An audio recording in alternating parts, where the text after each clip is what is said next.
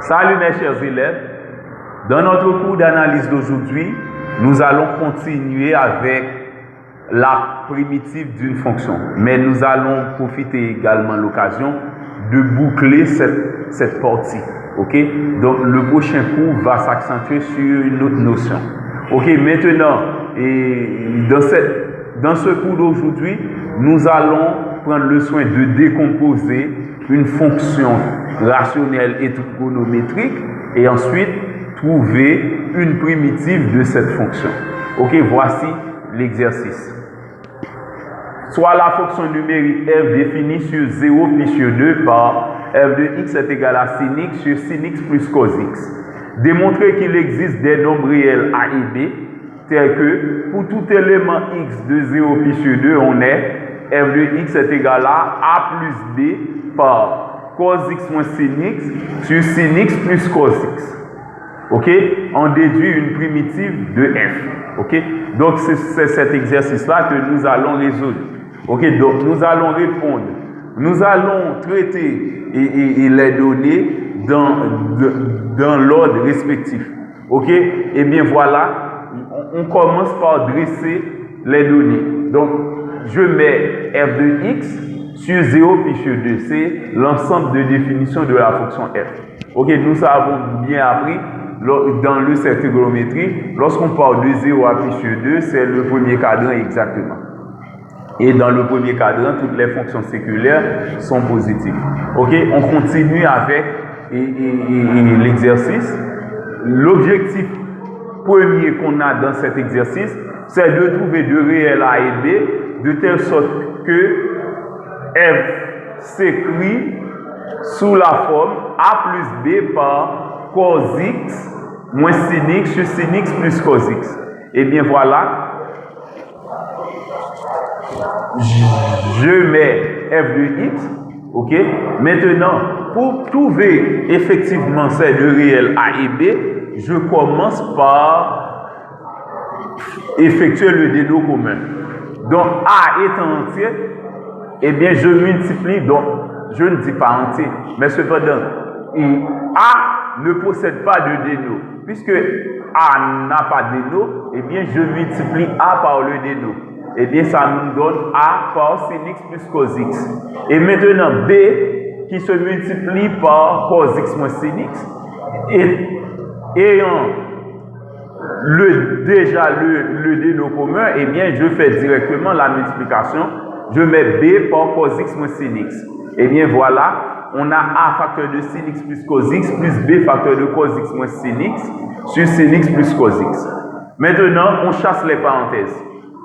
Ça donne a sin x plus a cos x plus b cos x moins b sin x sur sin x plus cos x. Ok, donc l'objectif c'est de trouver les valeurs de a et de b. Eh bien, on doit comparer la fonction trouvée en fonction de a et b avec la fonction initiale. Dans la fonction initiale, on avait un sin x plus 0 cos x sur sin x plus cos x. Eh bien, nous allons faire de notre mieux d'avoir quelque chose qui se multiplie par sin x. J'ai ici a sin x et ici moins b sin x. Alors, je regroupe les coefficients, les termes en sin x, et bien je mets a moins b par sin x.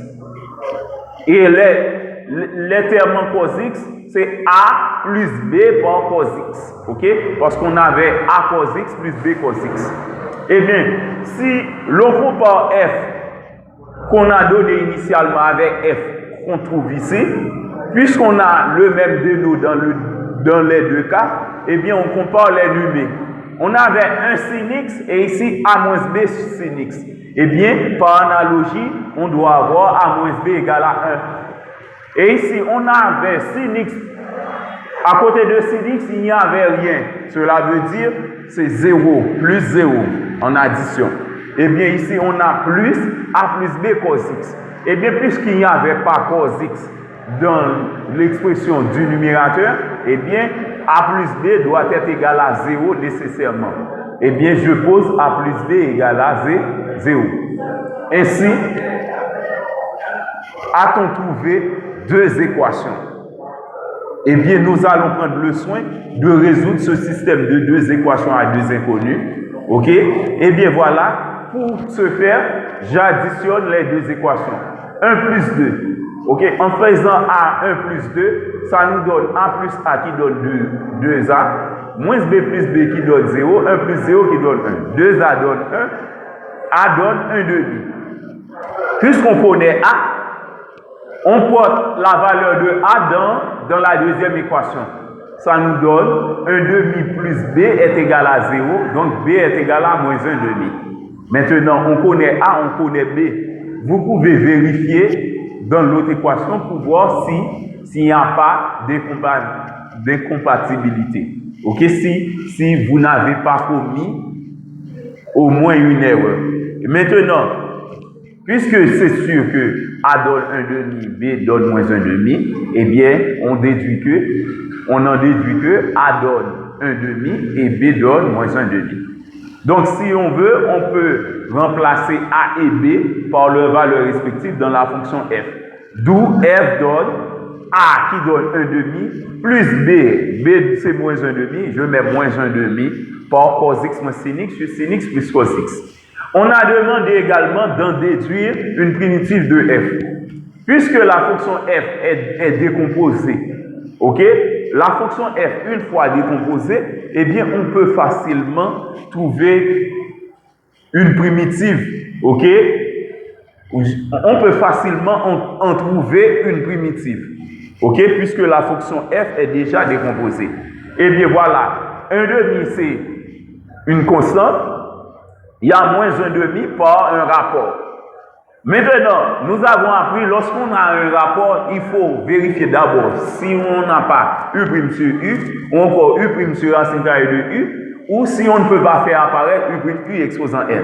D'abord, je commence avec U' sur U. La dérivée de sin x plus cos x. Dérivée de sin x, c'est cos x. Et dérivée de sin x, c'est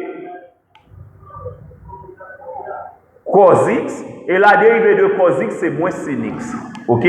Puisque la dérivée de sin x, ça donne cos x, et la dérivée de cos x donne moins sin x, eh bien, cos x moins sin x est bien la dérivée de sin x plus cos x. Eh bien, on peut dire dans ce cas que ce rapport représente U' sur U. Et nous avons bien appris, lorsqu'on a U' sur U, suivant la formule et suivant le tableau des primitifs, eh bien, lorsqu'on a U' sur U,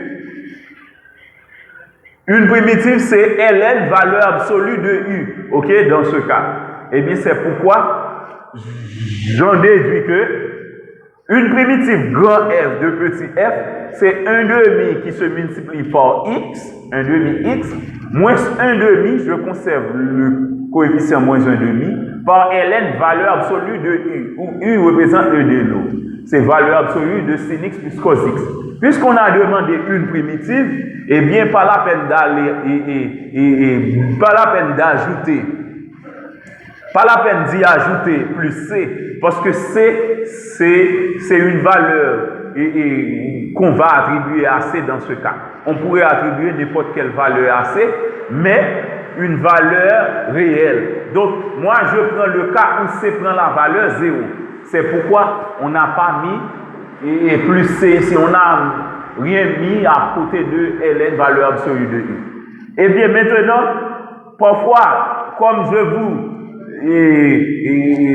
l'ai appris, lorsque vous travaillez les maths, toutes les précisions sont importantes. Eh bien, c'est pourquoi, si quelqu'un encadre le résultat ainsi, l'élève va avoir une bonne note quand même.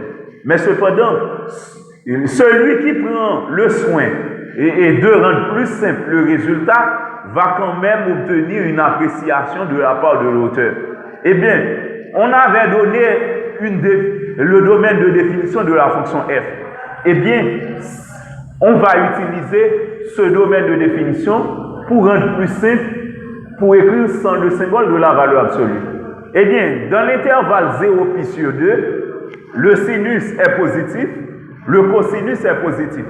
Eh bien, sur l'intervalle 0 plus sur 2, sin x est positif, cos x est positif. Eh bien, si on fait la somme, ou bien, on va avoir sin x plus cos x est supérieur ou égal à 0 plus 0 qui donne 0. Eh bien, sin x plus cos x est supérieur ou égal à 0. Puisque sin x plus cos x est supérieur ou égal à 0, eh bien, sin x plus cos x est positif, donc sa valeur absolue est égale à elle-même. Eh bien, c'est pourquoi une primitive grand F, c'est 1 demi x, et c'est 1 demi x moins 1 demi ln sin x plus cos x. Donc, on écrit valeur absolue de sin x plus cos x sous cette forme. Ok?